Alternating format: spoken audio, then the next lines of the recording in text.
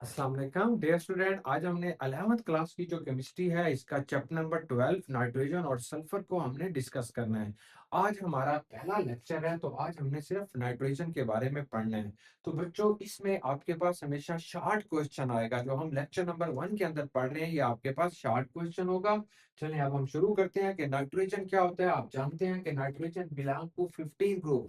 15वें group के साथ nitrogen का ताल्लुक होता है। 15 ग्रुप में और कौन कौन से एलिमेंट्स पाए जाते हैं? 15 ग्रुप में जो आपके पास एलिमेंट्स पाए जाते हैं वो आपने याद कर लेने हैं। नाइट्रोजन, नहीं पास सब भाई, इसे आप ऐसे याद कर लेंगे, नहीं पास सब भाई। या इसे आप यूं भी याद कर लेंगे, नाना पाटिका ऐश्वर्या सब बेकार। तो ये जो नाइट्रोजन है ये नाइट्रोजन होगा, ये फास्फोरस है, आर्सेनिक है, एंटीमनी और बिस्मिथ, इन सब का ताल्लुक 15 ग्रुप से है। 15 ग्रुप में आपने जो पहला पहला एलिमेंट है नाइट्रोजन, ये पाया क्या जाता है, कैसी इसकी प्रॉपर्टीज है, इनके बारे में हमने पढ़ना है। तो ये जो नाइट्रोजन है इट बिलोंग टू 15 ग्रुप। ये बात ठीक हो गई कि नाइट्रोजन आमतौर पर बेटा मुख्तलिफ किस्म की कंपाउंड्स के अंदर पाया जाता है। नाइट्रोजन जो होता है हमारी बॉडी, हमारा जो गोश्त है, इसे हम प्रोटीन कहते हैं। तमाम प्रोटीन जो होती हैं वो सिर्फ नाइट्रोजन से मिलकर बनी होती हैं। अमाइनो एसिड्स के अंदर अमाइनो जो है वो नाइट्रोजन पाया जाता है। इसके अलावा हमारे पास नाइट्रिक एसिड है, जितनी खाद्य हैं, अमोनिया है, अमोनियम क्लोराइड, अमोनियम सल्फेट, सब के अंदर नाइट्रोजन पाया जाता है। लेकिन यहाँ पे ये कंपाउंड कंबाइंड स्टेट के अंदर पाया जाएगा, मतलब मिलके कंपाउंड बना रहा होगा, कोवलेंट बॉन्ड बना रहा होगा, फिर ये पाया जाता है। लेकिन it can be exist in the form of air. अगर जो एयर के अंदर जो है, एयर की शक्ल में भी ये आपको मिल रहा होता है। और एयर के अंदर जो है वो फ्री फॉर्म के अंदर पाया जाता है और ये डाई एटॉमिक स्टेट के अंदर होगा। डाई एटॉमिक स्टेट से क्या मुराद है? जैसे N2 को हम कहते हैं डाई एटॉमिक, दो एटम से मिलके ये एयर में पाया जाएगा और ये फ्री स्टेट के अंदर मिलेगा एयर के अंदर। और आमतौर पर अगर आपसे कोई पूछता है कि एयर का फार्मूला क्या है, तो इसमें जो मेजर कंपोनेंट है वो नाइट्रोजन है। नाइट्रोजन वहां पे 78% पाया जाता है, 21% वहां पे ऑक्सीजन पाया जाता है। बाकी ट्रेसिस में वाटर वेपर्स होते हैं और मुख्तलिफ किस्म के नोबल गैसेज वगैरह पाई जाते हैं। अब प्रिपरेशन, तो आपसे पूछते हैं एमसीक्यूज में, नाइट्रोजन जो होता है फ्री स्टेट में कहाँ पे मिलेगा, तो आप कहेंगे सिर्फ और सिर्फ एयर में मिलेगा। बाकी चीजों में ये कंपाउंड की शक्ल में मिलेगा, कंपाउंड फॉर्म के अंदर मिलेगा। एयर के अंदर इसकी परसेंटेज क्या है? इसकी 78% है। तैयार कैसे करेंगे? सबसे पहले आपने इंडस्ट्रियल प्रोसेस में इसे तैयार करते हैं। इंडस्ट्री के अंदर nitrogen can be obtained from air by cooling air. ये जो आम एयर होती है, इस एयर को बेटा आपने जो है हाई प्रेशर और लो टेम्परेचर की मदद से इससे लिक्विफेक्शन करनी है, लिक्विफाइड करना है। जब ये लिक्विफाइड हो जाएगा, जैसे पानी को आप ठंडा करते हैं फ्रिज के अंदर 0 डिग्री सेंटीग्रेड पर, तो ये आइस बन जाएगी। ऐसे जब इस एयर को आप ठंडा करेंगे तो ये जो एयर होती है ये जो है कूल हो जाएगी। इस कूल करने के बाद आपको आपके पास यहाँ पे क्या मिल जाएगी? नाइट्रोजन मिलेगी। नाइट्रोजन जो होती है ऑक्सीजन से हल्की होती है, इसलिए ये नीचे रह जाएगी, ऑक्सीजन ऊपर चला जाएगा। अब हमारे पास इसका एक अहम यूज भी है कि अगर आपने नाइट्रोजन को लिक्विड नाइट्रोजन के अंदर कन्वर्ट कर लेते हैं, तो ये जो लिक्विड नाइट्रोजन होगा, मतलब ये आपके पास एक लिक्विड नाइट्रोजन पड़ा हुआ है। तो ये जो लिक्विड नाइट्रोजन होता है ये रैपिड कूलिंग प्रोसेस में इस्तेमाल होगा। क्या मतलब? कि जहां पे भी आपने कूलिंग, कोई भी चीज को आप ठंडा करना चाहते हैं एक बर्तन के अंदर, तो वहां पे आपने नाइट्रोजन को लिक्विड स्टेट के अंदर रख दिया, तो जितनी हीट होगी आसपास की सारी ये नाइट्रोजन अब्सॉर्ब कर लेगा और इस तरीके से वहां पे ठंडक पैदा होगी। इसलिए हम कहते हैं कि liquid nitrogen use for rapid cooling process. Rapid cooling process में इसे यूज करते हैं। लेबोरेटरी के अंदर इसे तैयार कैसे करते हैं? लेबोरेटरी के अंदर इसे तैयार करने के लिए आपने अमोनियम नाइट्राइड को लेते हैं, NH4NO2 को। जब आप इसे हीट करेंगे तो इसमें नाइट्रोजन बनेगा और साथ आपके पास वाटर बनता है। अब इसकी फिजिकल प्रॉपर्टीज क्या है, नाइट्रोजन दिखने में कैसा है, क्या चीज है, ये सारी चीजें अब हम देखना चाहते हैं। कि जो नाइट्रोजन होता है बेटा, इसका जो एटॉमिक नंबर है वो आपके पास 7 है, यानी ये इसका एटॉमिक नंबर 7 होता है। एटॉमिक नंबर से मुराद है इसके अंदर प्रोटॉन और इलेक्ट्रॉन की तादाद 7 होती है, इसे आप एटॉमिक नंबर कहते हैं। इसका जो वजन होता है वो बेटा 14 AMU होगा। एक एटम का वजन अगर आप देखना चाहते हैं तो ये 14 AMU होगा। फिजिकल अपीयरेंस के नाइट्रोजन क्या चीज है, तो ये फिजिकली बेटा हमारे पास गैसीय स्टेट के अंदर पाया जाएगा। ये गैस की शक्ल में हमें मिल रहा होता है। इलेक्ट्रॉनिक कॉन्फ़िगरेशन क्या होगी? इसका जो पहला शेल होता है 1s, इसके अंदर 2 इलेक्ट्रॉन होंगे, 2s के अंदर भी 2 होंगे और 2p के अंदर इसके 3 इलेक्ट्रॉन होते हैं। तो ये इसकी इलेक्ट्रॉनिक कॉन्फ़िगरेशन है। इसका मेल्टिंग पॉइंट क्या होगा? -210 डिग्री सेंटीग्रेड पे ये मेल्ट हो जाता है। इसका बॉइलिंग पॉइंट क्या होगा? -195.8 डिग्री सेंटीग्रेड इसका बॉइलिंग पॉइंट है। इसका कोवलेंट रेडियस मतलब जब दो नाइट्रोजन को आपस में मिलाओगे तो इनके दरमियान में ये जो फासला होगा ये 74 पिकोमीटर होगा। अगर आप इसका आयनिक रेडियस लेना चाहते हैं, आयनिक रेडियस क्या होता है? ये जो नाइट्रोजन है इसके पहले शेल में 2 इलेक्ट्रॉन है, दूसरे में बेटा इसके 5 हैं। अगर इसमें 3 इलेक्ट्रॉन ऐड कर दिए जाए तो इसका साइज थोड़ा बढ़ जाएगा, ये नाइट्राइड बन जाएगा, N-3 बनेगा, नाइट्राइड बनेगा। तो इसका जो आयनिक आयनिक रेडियस होगा वो 171 पिकोमीटर हो जाएगा। आयोनाइजेशन एनर्जी इसकी बहुत ज्यादा होती है। व्हाई? क्योंकि it has a stable electronic configuration. ये जो पी है इसके अंदर 3 इलेक्ट्रॉन है, हाफ फील्ड है। जो हाफ फील्ड होते हैं वहां से इलेक्ट्रॉन निकालने के लिए ज्यादा एनर्जी देनी पड़ती है, इसलिए इसकी आयोनाइजेशन एनर्जी की वैल्यू 1402 किलो जूल पर मोल है। इसकी इलेक्ट्रोनेगेटिविटी की वैल्यू भी बहुत ज्यादा है, ये 3 है। इसकी इलेक्ट्रॉन अफिनिटी की वैल्यू बहुत कम है, यानी इसके अंदर किसी इलेक्ट्रॉन को जब आप ऐड करना चाहते हैं तो इसको अच्छा नहीं लगता इसके अंदर ऐड किया जाए, तो ये -1 किलो जूल पर मोल होगी इलेक्ट्रॉन अफिनिटी की वैल्यू। डेंसिटी जो होती है, क्यों इसके इलेक्ट्रॉन अफिनिटी कम है? Because it has a stable electronic configuration. Density का मतलब होता है ये कितना भारी है, मास ओवर वॉल्यूम को डेंसिटी कहते हैं। इसकी डेंसिटी बहुत कम है, वैसे भी गैसेस की कम होती है तो इसकी भी कम है। 0.0011145 ग्राम पर सेंटीमीटर क्यूब इसकी डेंसिटी है। इसकी ऑक्सीडेशन स्टेट मतलब ये 3 इलेक्ट्रॉन ले भी सकता है, इसके आखिरी शेल में 3 इलेक्ट्रॉन होते हैं, ले भी सकता है। तो इस तरीके से बेटा इसकी में ऑक्सीडेशन स्टेट -1 होगी। ये अगर ये पी के ऊपर 3 इलेक्ट्रॉन मौजूद है, इनको ये लॉस करेगा तो +3 होगी। अगर ये आखिरी शेल में मौजूद 5 इलेक्ट्रॉन को लॉस करेगा तो इसकी +5 ऑक्सीडेशन स्टेट होगी। तो ये इसकी ऑक्सीडेशन स्टेट है। अब हम इसकी रिएक्टिविटी के बारे में आते हैं कि नाइट्रोजन दूसरों के साथ रिएक्शन करता है या नहीं करता, इसे हम रिएक्टिविटी कहते हैं। ये जो नाइट्रोजन होता है, पहली बात यह है कि it is a significant compound of air. हवा का सबसे अहम कंपाउंड जो होता है वो नाइट्रोजन है। Nitrogen is a low reactivity. Nitrogen की जो रिएक्टिविटी, व्हाट इज रिएक्टिविटी? दूसरों के साथ रिएक्शन करना, दूसरों के साथ मिलकर कंपाउंड बनाना, ये नाइट्रोजन की सबसे कम होती है। क्यों कम होती है? इसकी 3 रीजन है। Because it has a small atomic size, इसका एटॉमिक साइज बहुत छोटा होता है। दूसरा, इसकी सिमेट्रिकल इलेक्ट्रॉनिक क्लाउड है। सिमेट्रिकल इलेक्ट्रॉनिक क्लाउड क्या होती है? देखिए ये जो नाइट्रोजन है इसके इर्द गिर्द ये 3 इलेक्ट्रॉन जो होते हैं ये अनपेयर्ड है। ये दूसरा नाइट्रोजन है, इसके भी 3 इलेक्ट्रॉन अनपेयर्ड है। अब ये दोनों आपस में मिलके इसकी शेयरिंग करते हैं। तो ये जो इसके इलेक्ट्रॉन है, दो दो इसके इधर इलेक्ट्रॉन है, तो ये इलेक्ट्रॉनिक क्लाउड यानी जो इलेक्ट्रॉन इर्द गिर्द पाए जाते हैं इसे आपने इलेक्ट्रॉनिक क्लाउड कहते हैं। ये सिमेट्रिकल है, दोनों तरफ बराबर बराबर है। Number 2, it is a non polar triple bond. इसके अंदर नॉन पोलर ट्रिपल बॉन्ड होता है, इसलिए ये लेस रिएक्टिव होगा। इन सब चीजों को अब हम यहाँ पे डिस्कस करते हैं। सबसे पहले हम इसकी इलेक्ट्रॉनिक कॉन्फ़िगरेशन देखते हैं कि नाइट्रोजन के 7 इलेक्ट्रॉन है, 1s में इसके 2 इलेक्ट्रॉन होते हैं, 2s ये इसका सेकंड शेल है, इसमें s के अंदर 2 इलेक्ट्रॉन होंगे और p के अंदर है 3 इलेक्ट्रॉन होते हैं। ये जो हमारे पास p के अंदर अगर आप इसकी डायग्राम बनाते हैं इस तरीके से, ये इसका पहला शेल है, इसके अंदर आपने 2 इलेक्ट्रॉन दिखा देने हैं। तो ये बच्चों आपके पास इसका दूसरा शेल है, इसमें 3 अनपेयर्ड इलेक्ट्रॉन है। ये नाइट्रोजन का सेकंड एटम है, ये इसके 2 इलेक्ट्रॉन है।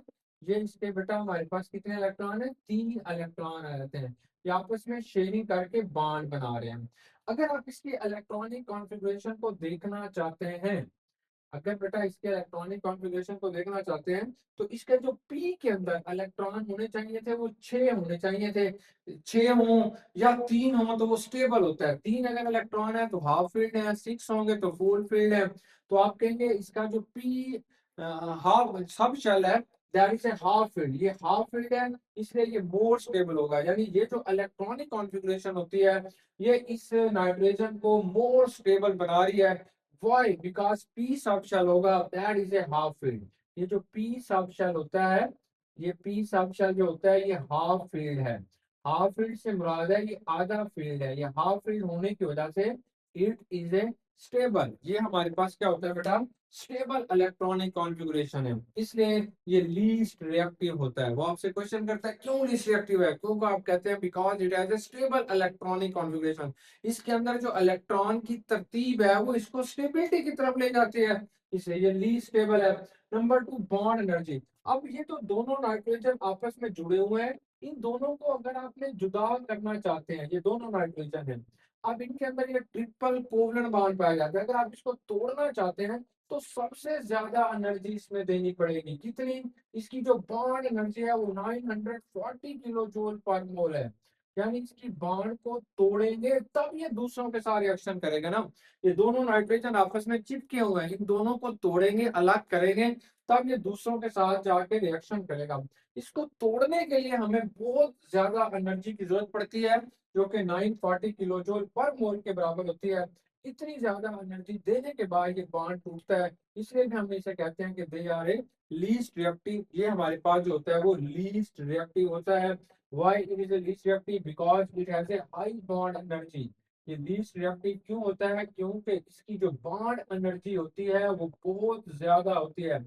अगर बॉन्ड एनर्जी ज्यादा होती है तो उसकी रिएक्टिविटी कम होती है। अगर कोई जल्दी टूटता है तो उसकी बेटा रिएक्टिविटी ज्यादा होगी, तो बॉन्ड एनर्जी ज्यादा होने की वजह से इसकी रिएक्टिविटी कम है।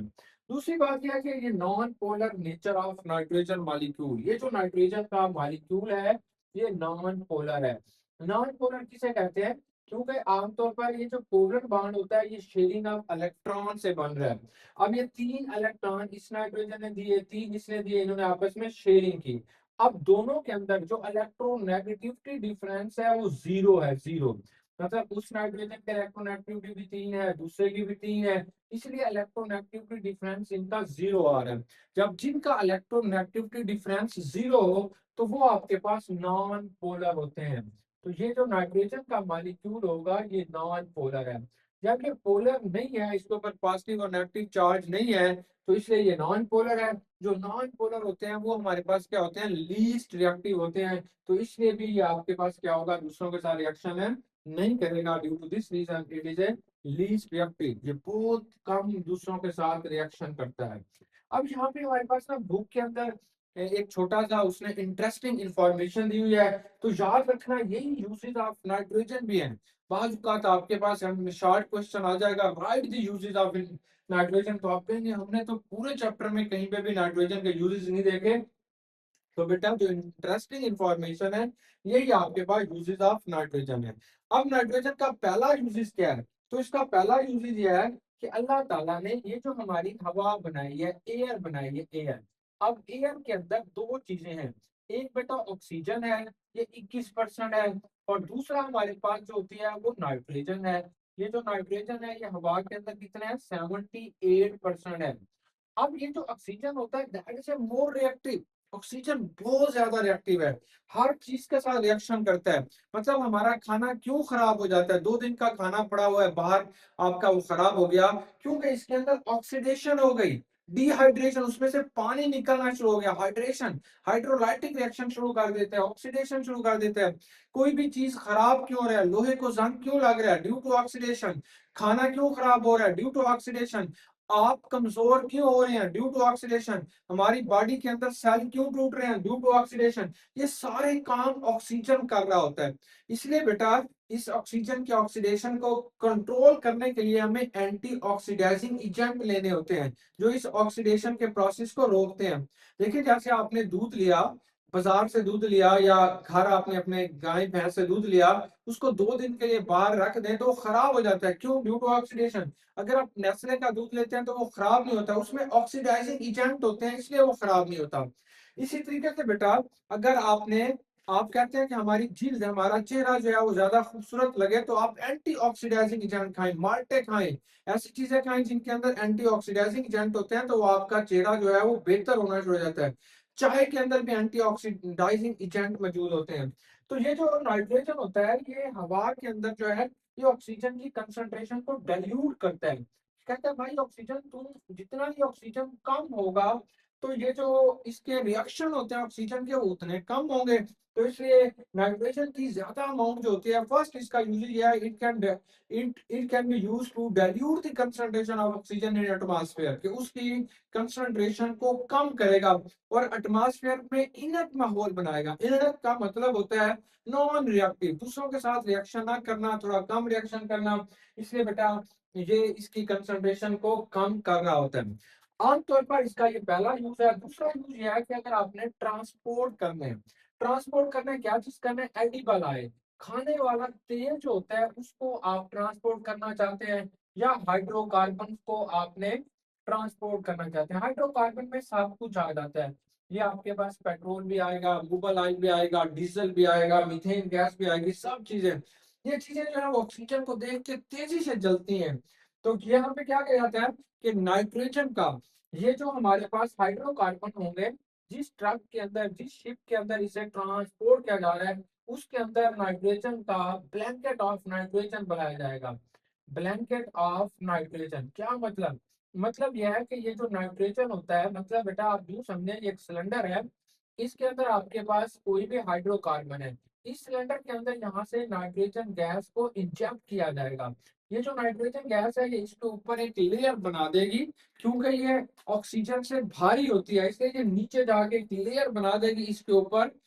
ये जो ब्लैंकेट, ये जो आपके पास हाइड्रोकार्बन होंगे, एडिबल ऑयल होगा, कोई भी चीज होगी, उसके ऊपर एक लेयर बना देगी, और ऑक्सीजन जो है ये इससे ऊपर चला जाएगा। इस तरीके से ऑक्सीजन इनके साथ रिएक्शन है नहीं कर सकेगा। इसे हम कहते हैं ब्लैंकेट ऑफ नाइट्रोजन। तो ये भी शार्ट क्वेश्चन आएगा, what is blanket of nitrogen, how it can be used in transporting the edible oil hydrocarbon. तो आप बताएंगे कि ये एक बड़े ट्रक होंगे, उन ट्रक के ऊपर वाली जगह के अंदर नाइट्रोजन को इंटर कर दिया जाता है, या शिप के अंदर नाइट्रोजन को इंटर कर दिया जाता है, क्यों, और इसे ये टाइटली बंद कर दिया जाता है। तो ये जो नाइट्रोजन है ये उसके ऊपर एक लेयर बना देगी, उसके ऊपर फैल जाएगी, ऑक्सीजन जो होगा वो इसके ऊपर आ जाएगा, और ये इनर्ट एटमॉस्फेयर पैदा कर देगी, ताकि ये ज्यादा रिएक्शन है ना करे। और बाज़ औक़ात खाने की पैकिंग के अंदर जो फूड मटेरियल होते हैं, वहां पे भी उनको खराब होने से बचाने के लिए, मतलब उसमें एंटी ऑक्सीडाइजिंग एजेंट ना डाले जाए, मतलब जैसे दूध आप बाजार से लेते हैं, वो खराब होने से बचाने के लिए उस दूध के ऊपर नाइट्रोजन की एक लेयर बचा दी जाए। तो ये ज्यादा फायदेमंद है बानिस्बत इसके कि वहां पे एंटी ऑक्सीडाइजिंग एजेंट इस्तेमाल किए जाए। तो इसलिए भी बेटा वहां पे आपने फूड मटेरियल को ऑक्सीडाइजिंग होने से बचाने के लिए, या स्पॉइलेज खराब होने से बचाने के लिए भी वहां पे नाइट्रोजन की एक लेयर बिछाई जाती है, ताकि ये चीजें खराब ना हो और आप ज्यादा इस्तेमाल कर सकें। नंबर 3, अगर लैब के अंदर आपने कोई ऐसा रिएक्शन कराना चाहते हैं जिसके लिए आपको इनर्ट एटमॉस्फेयर की जरूरत है। इनर्ट कहते हैं बेजरर को, यानी ऐसी एटमॉस्फेयर जहाँ पे कोई और रिएक्शन ना हो, जो आप रिएक्शन चलाते हैं वही हो, तो वहां पे भी नाइट्रोजन गैस को इस्तेमाल किया जाता है। देखिए नाइट्रोजन गैस के कितने ज्यादा यूजेज हैं। अब आप सोच रहे होंगे, हवा हमारी सारी नाइट्रोजन है भाई, जब हम सांस लेते हैं तो नाइट्रोजन हमारे जिस्म के अंदर जाती है, फिर क्या होता है? तो बेटा याद रखना, जैसे नाइट्रोजन हमारी बॉडी के अंदर जाती है, तो ये जो ऑक्सीजन होता है ये अपना काम शुरू कर देता है, ऑक्सीडेशन का प्रोसेस, खुराक को तोड़ता है, एटीपी एनर्जीज बनाता है, जिससे हम भागते जोड़ते हैं, और नाइट्रोजन सिर्फ सैर करके, यानी फेफड़ों के अंदर से सैर करके फिर दोबारा जो है वो बाहर आ जाता है। नाइट्रोजन हमें बिल्कुल नुकसान नहीं पहुंचाती, हमारी बॉडी के अंदर आती जाती रहती है। वैसे भी हमारा सारा गोश्त जो है वो नाइट्रोजन से मिलकर बना हुआ है। अब नाइट्रोजन के कंपाउंड के बारे में हम पढ़ना चाहते हैं कि नाइट्रोजन कौन कौन से कंपाउंड बनाएंगे। नाइट्रोजन का बेटा पहला पहला जो कंपाउंड है इसे हम कहते हैं अमोनिया। नाइट्रोजन से तैयार होने वाला पहला कंपाउंड जो है ये अमोनिया है। अमोनिया को सबसे पहले जिस शख्स ने तैयार किया था, इसका नाम हैबर हैबर बोश प्रोसेस कहलाएगा। हाइपरपोस्ट प्रोसेस। तो हाइपर ने बेटा इसको पहली दफा जो है अमोनिया को तैयार किया था। कैसे तैयार किया था? इसने हवा से नाइट्रोजन ली थी। हाइड्रोजन हवा के अंदर नहीं होती, तो ये हाइड्रोकार्बन से लिया गया, और इस तरीके से इनको दोनों को जब आपस में मिलाते हैं तो it can B for ammonia. ये एक एक्सोथर्मिक रिएक्शन होगा, तो यहाँ पे अमोनिया बनती है। ये सबसे पहले हमें जिस शख्स ने तैयार करके दी थी, इसका नाम हैबर है, इसलिए आज भी हम अमोनिया को हैबर प्रोसेस के जरिए तैयार करते हैं। और ये जो अमोनिया है ये नाइट्रोजन का एक बहुत ही इंपॉर्टेंट कंपाउंड होता है। अब हमारे पास ये सवाल होता है कि ये जो नाइट्रोजन है, ये जो अमोनिया है, क्या ये एसिड है या बेस है? ये एसिड है या बेस है, इसका फैसला हमारे पास लोरी एंड ब्रोस्टन करते हैं। लोरी एंड ब्रोस्टन के मुताबिक अमोनिया इज ए बेस। ये लोरी और ब्रोस्टन बेटा कहते हैं कि ये जो अमोनिया है, ये हमारे पास बेसिक प्रॉपर्टी शो करती है। कैसे शो करती है? इस नाइट्रोजन के पास एक लोन पेयर है। ये लोन पेयर इसको दे देगी, ये ले लेगी। तो जब ये लोन पेयर ले लेगा, तो इसके बाद बेटा इट कैन बी, ये लीवस के कंसेप्ट के मुताबिक भी बेस है। लीवस कहते हैं ऐसी स्पीशीज जो लोन पेयर दे दे, उसे बेस कहते हैं। और लोरी एंड ब्रोस्टन कहते हैं ऐसी स्पीशीज जो प्रोटॉन ले ले। लोरी एंड ब्रोस्टन कहते हैं ऐसी स्पीशीज जो प्रोटॉन ले लेगा, that is known as a base. तो ये जो अमोनिया होती है, इसने एक प्रोटॉन एक्सेप्ट कर लिया, इसलिए ये हमारे पास क्या बन गई? बेस बन गई। तो ये अमोनियम आयन बनता है। अमोनियम आयन जो होगा, ये जो अमोनिया है, इसने एक प्रोटॉन लिया, अमोनियम आयन में कन्वर्ट हो गई। तो यहाँ पे जो अमोनिया है, दैट इज ए बेस। ये आपके पास लोरी एंड ब्रोस्टन कंसेप्ट के साथ बेस है। जबकि अमोनियम आयन जो होगा, ये एसिडिक प्रॉपर्टी शो करता है कि एसिड बन जाता है।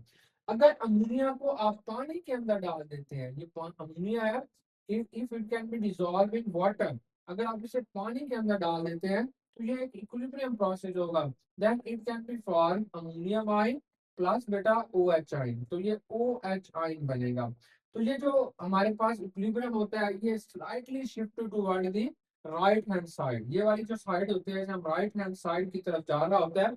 और इस रिएक्शन की जब आपने केबी की वैल्यू लेते हैं, यानी डिसोसिएशन कांस्टेंट आप बेस, तो ये आपके पास बहुत कम आती है, 1.8 ×10⁻⁵ आ रही है।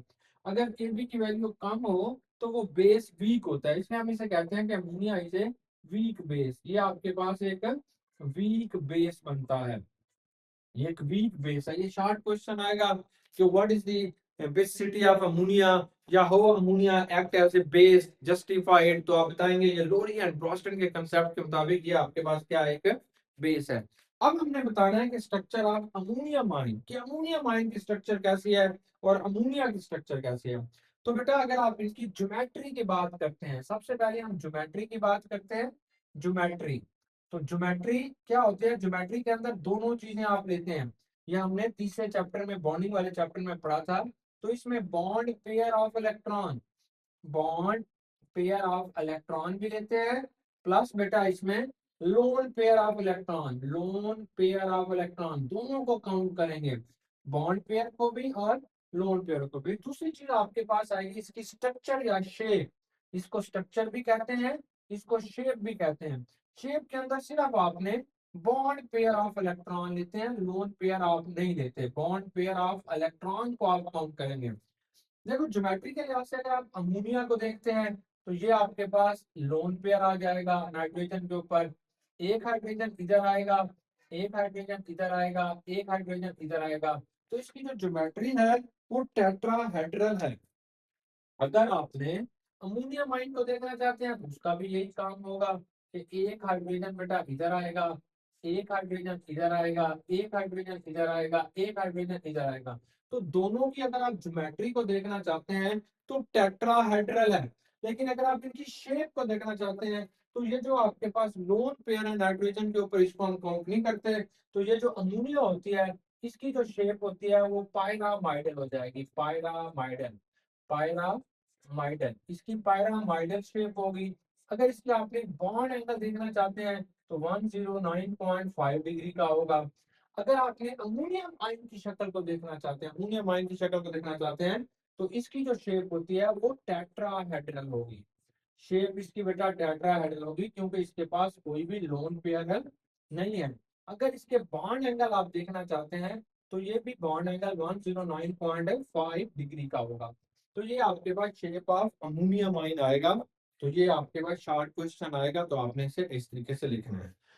अब synthesis of ammonia from ammonium salt, ammonia को आपने अमोनियम सॉल्ट से कैसे तैयार करते हैं? इस प्रोसेस में इसे तैयार करने के लिए हमने जो सॉल्ट लेते हैं, उसे हम कहते हैं अमोनियम क्लोराइड, जिसे हम नशादर कहते हैं। प्लस इसके साथ जिसका आपने रिएक्शन कराना है, वो कैल्शियम हाइड्रोक्साइड होता है, यानी चूना होता है। चूने को और जिसे हम कहते हैं लाइम वाटर। तो ये बेटा हमारे पास क्या रिएक्शन होगा? Ammonium chloride. तो ये अमोनियम क्लोराइड है, इसके आपने 2 मोल ले लेने हैं। साथ हमने लाइम वाटर लेंगे, लाइम वाटर, कैल्शियम हाइड्रोक्साइड को आपने लाइम वाटर कहते हैं।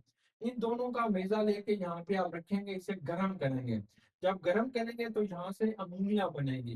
देखेंगे इस रिएक्शन में क्या बनेगा, अमोनिया बनेगी, ये NH3 बनेगा। और साथ इसके कैल्शियम क्लोराइड, ये साल्ट बनेगा। और साथ इसके अंदर वाटर का भी बनेगा, वाटर भी इसके अंदर प्रोड्यूस होगा। तो ये आपके पास वाटर भी बन रहा है। अब ये जो अमोनिया होती है ये कुछ पानी के साथ इधर आ जाएगी, इधर। अब इधर हमने क्या किया हुआ है, कैल्शियम हाइड्रो ऑक्साइड को रखा हुआ है, कैल्शियम ऑक्साइड को। इसे हम कहते हैं लाइम। लाइम, लाइम क्या करता है, ये डिहाइड्रेटिंग एजेंट है। यानी कि किसी चीज के अंदर से पानी को निकाल लेगा। अगर पानी को निकाल लेना या किसी चीज को खुश कर देना, उसे हम डिहाइड्रेटिंग एजेंट कहते हैं। तो ये डिहाइड्रेशन करेगा। ये जो अमोनिया ऊपर जा रही है, ये जो लाइम है, इसके अंदर अगर थोड़ा बहुत भी पानी मौजूद है तो ये लाइम क्या करेगा, इस पानी को अब्सॉर्ब कर लेगा और प्योर अमोनिया को बेटा ऊपर जाने देगा। तो जब प्योर अमोनिया ऊपर जा रही है, फिर हम इसके आसपास ना एयर को भेजते हैं, एयर। ये एयर यानी ये अमोनिया इस सिलेंडर के अंदर है, बाहर वाले सिलेंडर के अंदर आपने ना एयर को एंटर किया। एयर क्या करेगी, इसे कंडेंस करेगी और कलेक्ट करने में मदद करेगी, मतलब इसको इकट्ठा होने में, इसे ठंडा होने में मदद करती है। तो इस तरीके से यहाँ पे आपने ना अमोनिया गैस को जो है वो इंटर कर लेते हैं, तो कोलैप्स कर लेते हैं, सॉरी। इस केस के अंदर ये जो अमोनियम आयन था, ये जो अमोनियम क्लोराइड था, इसमें ये जो अमोनियम आयन है दैट एक्ट एज एसिड। ये जो अमोनियम आयन था ये बेटा एसिड के तौर पर काम करेगा। और ये जो OH आयन है, ये किसके तौर पर काम करेगा, बेस के तौर पर। ये जो अमोनियम, ये जो कैल्शियम हाइड्रोक्साइड है, इसमें जो OH आयन मौजूद है that act as a base, इसने बेस के तौर पर काम किया। अब लोरी एंड ब्रॉन्सन कहते हैं कि ये जो अमोनियम आयन है, तो यहाँ से अमोनियम आयन एक प्रोटॉन देगा। ये जो अमोनियम आयन है, it can donate A proton. Ammonium ion ने एक प्रोटॉन देना है। जो स्पीशीज एक प्रोटॉन देती है that is known as acid. तो ये एसिड के तौर पर काम करेगा। ये जो OH आयन है ये क्या करेगा, it can accept that proton. ये वही प्रोटॉन एक्सेप्ट करेगा और इसने बेस के तौर पर काम करना है एंड चेंज इनटू वाटर। तो इसमें क्या रिएक्शन में क्या बनेगा, एक अमोनिया गैस बन जाएगी और दूसरी जो चीज है वो पानी बन जाएगा। अब हमारा लास्ट इसमें जो चीज आ रही है उसे हम कहते हैं क्विक चेक 12.1। 12.1 की क्विक चेक आप बताएं। पहला पहला क्वेश्चन आता है, why N2 gas is used in food packing material. ये जो फूड की आप पैकिंग कर रहे होते हैं इसमें N2 को क्यों यूज करते हैं, आपको अच्छे तरीके से पता है। क्योंकि ये N2 जो होती है ये इनर्ट है, ये हायर। बड़े मुल्कों के अंदर ऐसे काम हो रहा है, हमारे मुल्क में ऐसा नहीं होता। N2 को आप इसलिए फूड पैकिंग के अंदर यूज करते हैं कि कोई भी आपके पास फूड मटेरियल है, अब दूध है, इसको खराब होने से बचाने के लिए, यहाँ पे दूध है, ये डब्बा टीन पैक है, बंद है, तो यहाँ पे नाइट्रोजन गैस को इनर्ट कर दिया जाता है। तो ये जो नाइट्रोजन गैस है ये इनर्ट एटमॉस्फेयर बनाती है, ये ऑक्सीजन को इस दूध के साथ नहीं मिलने देगी। इस तरीके से ये जो दूध होता है ये स्पाइलेज नहीं होगा, खराब नहीं होगा, जाया नहीं होगा, इसकी ऑक्सीडेशन नहीं होगी। लेकिन हमारे मुल्क में क्या करते हैं, इसमें एंटी ऑक्सीडाइजिंग एजेंट डाल देते हैं, केमिकल डाल देते हैं जो ऑक्सीडेशन का प्रोसेस है रोक देता है। तो इसलिए बेटा आप इसे यूज करते हैं। अब नेक्स्ट क्वेश्चन ये है कि ये जो कार्बन मोनोऑक्साइड है इसमें कार्बन और कार्बन ट्रिपल बॉन्ड है, नाइट्रोजन और नाइट्रोजन में भी ट्रिपल बॉन्ड है। लेकिन कार्बन मोनोऑक्साइड मोर रिएक्टिव है, नाइट्रोजन जो है लीस्ट रिएक्टिव है, व्हाई। तो आप बताएंगे बिकॉज ये जो कार्बन मोनोऑक्साइड है दैट इज ए पोलर, ये पोलर होती है इसलिए ये हाईली रिएक्टिव है। जबकि ये जो नाइट्रोजन है ये लेस रिएक्टिव इसलिए है because it is a non polar. दूसरी बात यह है कि कार्बन मोनोऑक्साइड की जो बॉन्ड एनर्जी है वो ज्यादा है, इसकी इंथैल्पी ज्यादा है, जबकि नाइट्रोजन की जो इंथैल्पी होती है वो कम है, इसलिए ये लीस्ट रिएक्टिव है। तीसरा हमारा क्वेश्चन ये है कि ये जो अमोनिया होती है ये मुख्तलिफ फर्टिलाइजर्स में यूज करते हैं, जैसे अमोनियम क्लोराइड है, जैसे बेटा अमोनियम सल्फेट है, DAP हो गया, डाई अमोनियम फास्फेट हो गया। ऐसे बहुत सारी खादों में यूज करते हैं। और जो किसान होता है वो इन खादों के अंदर चूने को भी इस्तेमाल करता है, यानी कैल्शियम हाइड्रोक्साइड को भी अपनी खेत के अंदर डालता है। तो कहते हैं ये बताओ कि ये जो अमोनियम क्लोराइड होता है और ये जो लाइम वाटर है इनको दोनों को एक साथ इस्तेमाल क्यों नहीं किया जाता। तो बेटा अगर आपने कैल्शियम हाइड्रोक्साइड और अमोनियम क्लोराइड को एक साथ इस्तेमाल करेंगे तो फिर क्या होगा, वहाँ पे अमोनिया गैस बनेगी और उस खेत से अमोनिया गैस उड़ के हवा के अंदर चली जाएगी और किसान ने जिस पर्पज़ के लिए वो फर्टिलाइज़र यूज़ किया था, वो पर्पज़ उसका पूरा नहीं होगा, इसलिए उसे नुकसान हो जाएगा। इसलिए हम यूज़ नहीं करते because that ammonium chloride can be converted into ammonia gas में कन्वर्ट हो जाएगी और वो प्रॉपर तरीके से नाइट्रोजन जो है, वो उस फर्टिलाइज़र्स के तौर पर उस ज़मीन के अंदर जज़ब नहीं होगा और पौधे को वो नाइट्रोजन एज़ ए न्यूट्रिएंट नहीं मिलेगा। उम्मीद है डियर स्टूडेंट कि आज का लेक्चर आपको समझ आ गया होगा। बेस्ट विशेस, गुड लक, अल्लाह हाफ़िज़।